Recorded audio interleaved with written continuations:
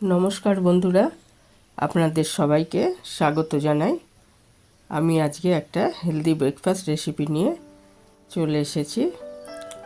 এটা তেলের ব্যবহার একদমই হবে না এবং আটা ময়দা কিছুই ব্যবহার করা হয়নি।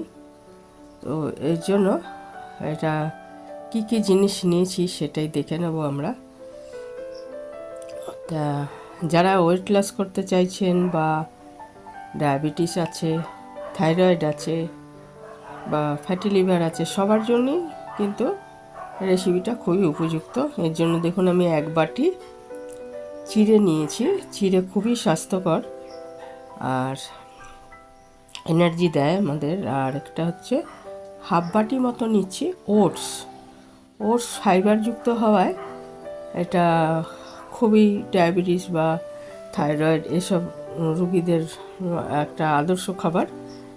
তো খুবই উপকারী জিনিস ওটস।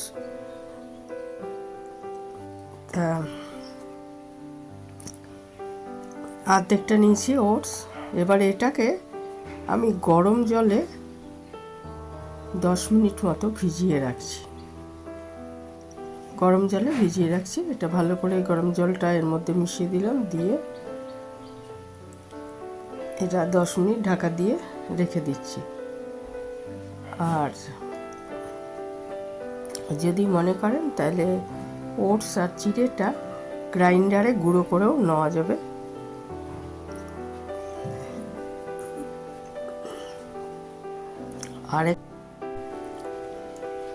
আরেকটা জিনিস, সেটা হচ্ছে আমি দুটো মিষ্টি আলু সেদ্ধ করে রেখেছিলাম, সেটা গ্রেট করে নিয়েছি। সেটা 10 মিনিট পরে সেটা আমি মিশিয়ে দিলাম। মিষ্টি আলুটা, মিষ্টি আলু না থাকলে আলু দেবেন, তবে মিষ্টি আলু দিলে খেতে বেশি ভালো হয়। আর মিষ্টি আলুও কিন্তু প্রচণ্ড উপকারী। তো এর মধ্যে আলু যাদের চলে না তাদের মিষ্টি আলুটা দেওয়াই ভালো। তো দিয়ে দিয়েছি পরিমাণ মতো নুন, একটু চিলি ফ্লেক্স, রঙের জন্য একটু হলুদ দিচ্ছি। আর এবার এগুলোকে ভালো মতো একসাথে মেখে নেব।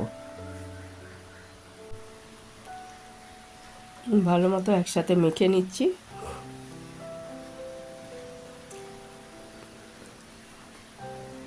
যেন সব জিনিসই ভালো মতো আর কি মিশে যায়।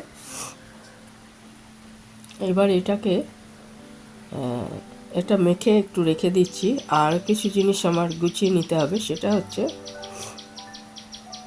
একটু একটু গাজর, একটু ক্যাপসিকাম, আর হচ্ছে টমেটো, একটা টমেটো, আর একটু নিয়েছি কর্ন, আর একটা পেঁয়াজ।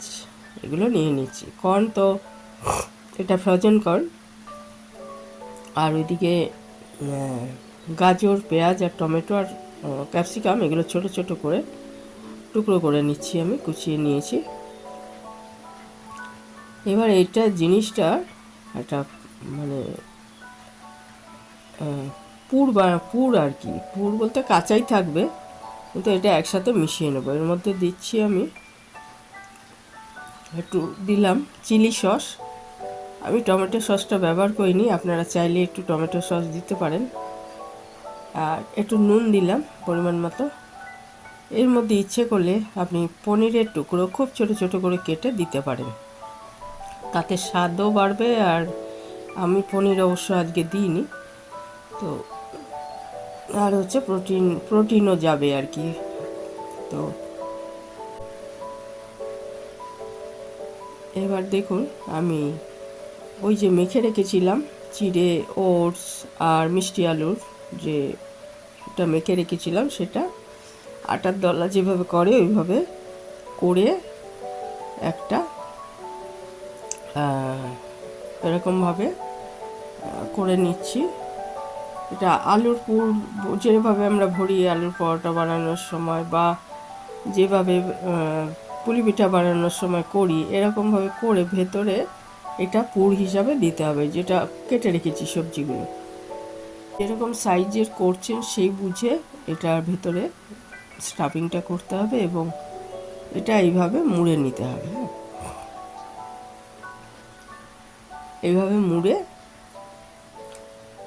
তারপরে এটা একটু চ্যাপ্টা আকার দিয়ে দিতে হবে, টিকিয়া সাইজের করে নিয়েছি, দেখুন করে রেখে দিচ্ছি। এইভাবে সবগুলো করে নিচ্ছি।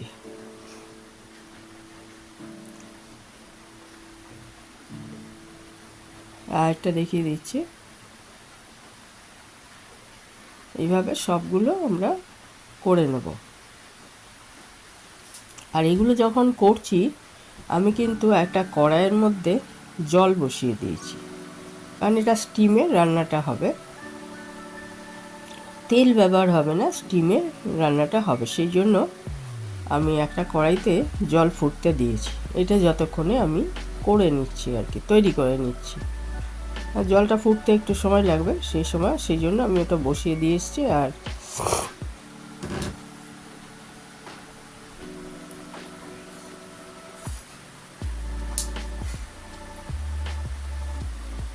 এইভাবে আমি সবগুলো বানিয়ে নিলাম।